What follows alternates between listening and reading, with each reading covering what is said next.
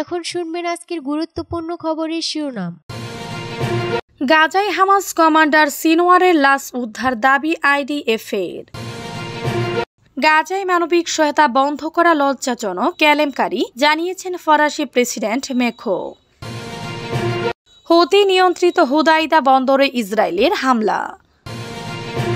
গাজায় যুদ্ধবিরতি ও জিম্মি বিনিময় আলোচনায় ইরানের সম্পর্কিতার ইঙ্গিত ট্রাম্পের। ক্যালিফোর্নিয়ার গভর্নরকে গ্রেফতার করলে দারুণ হবে, জানিয়েছেন ট্রাম্প। ইমরান খানের জামিন ইস্যুতে অবস্থান স্পষ্ট করলেন বিলাওয়াল।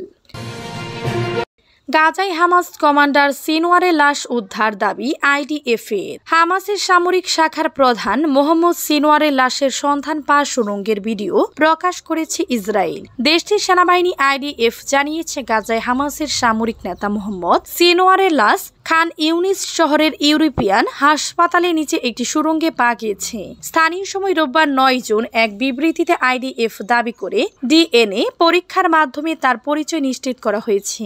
যদিও হামাস এখনো তার মৃত্যু আনুষ্ঠানিকভাবে স্বীকার করেনি। খবর আল জাজিরার। গত ১৩ মে একটি বিমান হামলায় সিনওয়ার নিহত হন বলে দাবি আইডিএফ এর। হামাস নিয়ন্ত্রিত সিভিল ডিফেন্স সংস্থার মতে সেই হামলায় ১৮ জন নিহত হন। সিনওয়ারের লাশের পাশে হামাসের রাফা ব্রিগেডের কমান্ডার মোহাম্মদ সাবা নেহরের লাশ পাওয়া যায়। সুড়ঙ্গে সিনওয়ার ও সাবা নেহর ব্যক্তিগত জিনিসপত্র এবং গোয়েন্দা উপকরণ উদ্ধার করা হয়েছে বলে আইডিএফ জানায়। আইডিএফ সাংবাদিকদের নিয়ে গাজা প্রবেশ করে ইউরোপিয়ান হাসপাতালের সামনে খননকৃত একটি সরু সুড়ঙ্গের প্রবেশপথ দেখায়। ভিডিওতে দেখা যায় দীর্ঘ অন্ধকার সুড়ঙ্গের শেষে কয়েকটি কক্ষ। কিছু কক্ষে পোশাকের স্তব, প্লাস্টিকের চেয়ার এবং দেয়ালে লেহান দেয়া একটি রাইফেল। এছাড়াও একটি লাশটিকে দড়ি দিয়ে টেনে বের করা হচ্ছে, যার পরিচয় নিশ্চিত হয়নি। গাজায় মানবিক সহায়তা বন্ধ করা লজ্জাজনক কেলেঙ্কারি, জানিয়েছেন ফরাসি প্রেসিডেন্ট মেখো। ফ্রান্সের প্রেসিডেন্ট ইমানুয়েল মেখো গাজা উপত্যকায় চলমান মানবিক সহায়তা বন্ধ করে দেওয়াকে একটি লজ্জাজনক কেলেঙ্কারি এবং নিন্দনীয় ঘটনা হিসেবে উল্লেখ করেছেন। তিনি বলেছেন, গাজায় অবিলম্বে মানবিক সহায়তার পথ উন্মুক্ত করতে এবং সেখানে যুদ্ধবিরতি কার্যকর করতে হবে। মঙ্গলবার ১০ জুন এক প্রতিবেদনে এই খবর দিয়েছে বার্তা সংস্থা এএফপি। সোমবার ফ্রান্স জুড়ে প্যারিস সহ অন্তত ৬টি শহরে হাজার হাজার মানুষ বিক্ষোভে অংশ নেন। এর আগে ইসরায়েলি সেনাবাহিনী গাজামুখী একটি নৌকা আটকে দেয়, যেটিকে জলবায়ু আন্দোলনের পরিচিত মুখ গ্রেটা থনবার্গ সহ মোট ১২ জন অধিকার কর্মী ছিলেন। তারা গাজায় মানবিক সহায়তা নিয়ে যাচ্ছিলেন। এই বিক্ষোভগুলো আহ্বান করে ফ্রান্সের বামপন্থী রাজনৈতিক দলগুলো। ফ্রান্স অন বোর্ড এলএফআই দলের নেতা জেলুক ম্যালুস এই ঘটনাকে সমুদ্র দস্যুতা বলে আখ্যায়িত করেন। হুতি নিয়ন্ত্রিত হুদাইদা বন্দরে ইসরায়েলের হামলা।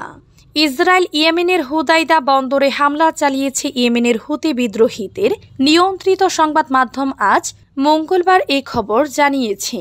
ইসরায়েলি সেনাবাহিনী নিশ্চিত করেছে তাদের নৌবাহিনী হুতি নিয়ন্ত্রিত ৩টি বন্দর খালি করার আহ্বানের পর হুদাইদা এলাকায় হামলা চালিয়েছে। এক বিবৃতিতে ইসরায়েলি সেনাবাহিনী জানায়, ইসরায়েলি নৌবাহিনীর ক্ষেপণাস্ত্রবাহী জাহাজ হুদাইদা বন্দরে হুতি সন্ত্রাসী শাসন ব্যবস্থার সন্ত্রাসী লক্ষ্যবস্তুতে হামলা চালিয়েছে। তারা আরও জানায়, এই হামলা চালানো হয়েছে বন্দরটিকে সামরিক উদ্দেশ্যে ব্যবহারের চেষ্টা বন্ধ করতে। বন্দরটি অস্ত্র পরিবহনের জন্য ব্যবহৃত হচ্ছিল। হুতি নিয়ন্ত্রিত আল মাসিরাহ টেলিভিশন চ্যানেল জানায় ইসরায়েলি শত্রু দুটি হামলা হুদাইদা বন্দরের ডাকে আঘাত আনে। এক্স সাবেক টুইটারে দেয়া এক পোস্টে ইসরায়েলের প্রতিরক্ষা মন্ত্রী ইসরায়েল কাটজ বলেন, আমরা হুতি সন্ত্রাসী সংগঠনকে সতর্ক করেছিলাম, তারা যদি ইসরায়েলের দিকে হামলা অব্যাহত রাখে তবে তারা শক্তিশালী প্রতিক্রিয়ার মুখে পড়বে এবং নৌ ও আকাশ অবরোধের শিকার হবে। এর আগে ইসরায়েলি সেনাবাহিনীর মুখ্যমন্ত্রী কর্নেল আভিচাই আদ্রাই আরবি ভাষায় এক্স এবং টেলিগ্রামে দেয়া এক বার্তায় বলেন, হুতি সন্ত্রাসী শাসন যেহেতু সামুদ্রিক বন্দরগুলিকে ব্যবহার করছে, তাই আমরা রাস ইসা, হুদাইদা এবং সালি বন্দরে অবস্থানরত সবাইকে নিজ নিজ নিরাপত্তার জন্য দ্রুত সেগুলো খালি করতে বলেছি। 2023 সালের অক্টোবরে হামাসের নেতৃত্বে গাজায় ইসরায়েল বিরোধী যুদ্ধ শুরু হওয়ার পর থেকে হুতি বিদ্রোহীরা ইসরায়েলের দিকে বারবার ক্ষেপণাস্ত্র ও ড্রোন হামলা চালিয়ে আসছে। গাজায় যুদ্ধবিরতি ও জিম্মি বিনিময় আলোচনায় ইরানের সম্পর্কিতার ইঙ্গিত ট্রাম্পের। গাজা সংকট নিরসনে ইসরায়েল ও হামাসের মধ্যে যে যুদ্ধবিরতি ও জিম্মি বিনিময় নিয়ে আলোচনা চলছে তাতে ইরান জড়িত রয়েছে বলে মন্তব্য করেছেন যুক্তরাষ্ট্রের প্রেসিডেন্ট ডোনাল্ড ট্রাম্প। মঙ্গলবার 10 জুন এক প্রতিবেদনে এই খবর দিয়েছে জিও টিভি। সোমবার হোয়াইট হাউসের এক অনুষ্ঠানে সাংবাদিকদের সঙ্গে আলাপকালে ট্রাম্প বলেন, গাজা পরিস্থিতি নিয়ে আমাদের হামাস ও ইসরায়েলের মধ্যে বড় পরিসরের আলোচনা চলছে। ইরানও এতে জড়িত রয়েছে, কি ঘটে তা দেখা যাক। আমাদের মূল লক্ষ্য হচ্ছে জিম্মিদের ফিরিয়ে আনা। তবে প্রেসিডেন্ট ট্রাম্প আলোচনায় ইরানের ভূমিকা নিয়ে তার বিস্তারিত কিছু বলেননি। এ বিষয়ে হোয়াইট হাউস আনুষ্ঠানিক কোনো ব্যাখ্যা দেয়নি এবং জাতিসংঘে ইরানের স্থায়ী মিশনের পক্ষ থেকেও তাৎক্ষণিকভাবে কোনো মন্তব্য পাওয়া যায়নি। গাজায় ইসরায়েলি সামরিক অভিযান এবং হামাসের হামলার পরিপ্রেক্ষিতে যুদ্ধবিরতি ও জিম্মি মুক্তির বিষয়ে যুক্তরাষ্ট্র একটি 60 দিনের যুদ্ধবিরতির প্রস্তাব দিয়েছে।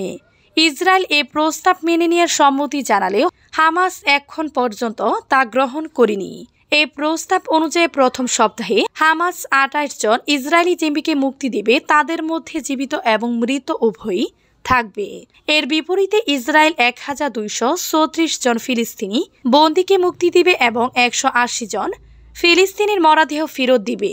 এছাড়া যুক্তরাষ্ট্র ও ইরান বর্তমানে পৃথকভাবে তেহরানের পরমাণু কর্মসূচি নিয়ে আলোচনায় রয়েছে, যার ভবিষ্যৎ আঞ্চলিক কূটনীতি ও নিরাপত্তার উপর গুরুত্বপূর্ণ প্রভাব ফেলতে পারে।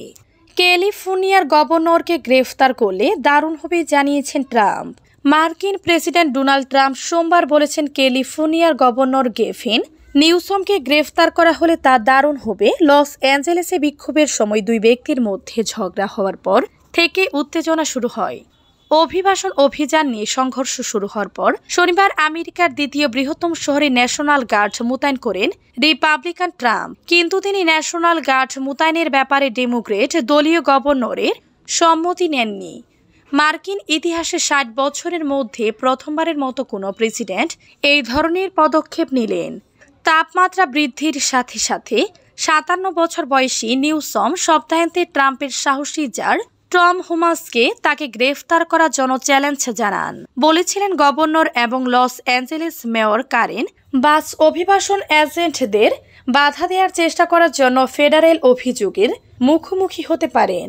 হোয়াইট হাউসে রিপাবলিকান প্রেসিডেন্ট তার মেরিন ওয়ান হেলিকপ্টারে করে পৌঁছানোর সময় হুমানের নিউসমকে গ্রেফতার করা উচিত কিনা জানতে চাইলে ট্রাম্প সাংবাদিকদের বলেছেন, টমের জায়গায় আমি থাকতে এটা করতাম। আমার মনে হয় এটা দারুণ হতো। গেভিন প্রচার পছন্দ করেন, কিন্তু আমার মনে হয় এটি একটি দুর্দান্ত জিনিস হবে। ট্রাম্প বলেছেন, তিনি লস অ্যাঞ্জেলেসে সংঘর্ষ রোধে ভয়াবহ কাজ করছেন। নিউসমকে 2028 সালের সম্ভাব্য প্রেসিডেন্ট প্রার্থী হিসেবে ব্যাপকভাবে প্রচারণা চালানো হচ্ছে।